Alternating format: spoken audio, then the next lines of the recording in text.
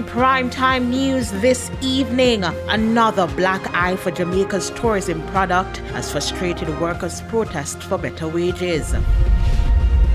Yet another delay in Mario Dean case. And the agriculture sector sustained $621 million in losses due to recent heavy rains.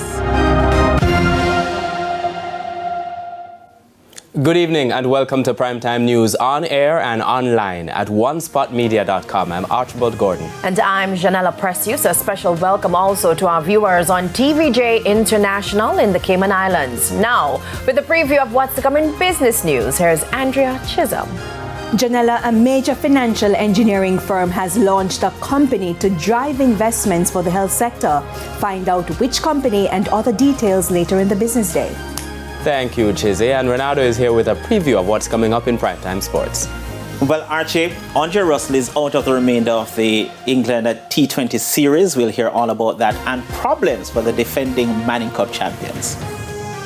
Okay, and Romain is also here with a preview of the weather report and forecast. Romain? Thanks, Janella. Now, the heaviest rainfall that we are expecting this week across the east is likely to be occurring tonight going into tomorrow. And as we move into the weekend on Saturday and Sunday, we expect the heaviest rainfall amounts over western sections of the island. So some bleak rather than shiny days ahead. And later on, we're also going to have the weather report and forecast in detail as well as E-Prime and sports commentary. But before the break, the feedback question. And this evening, we are asking, what are your views on the recent revelation that substance abuse is on the rise? You can share your comments online, facebook.com/televisionjamaica.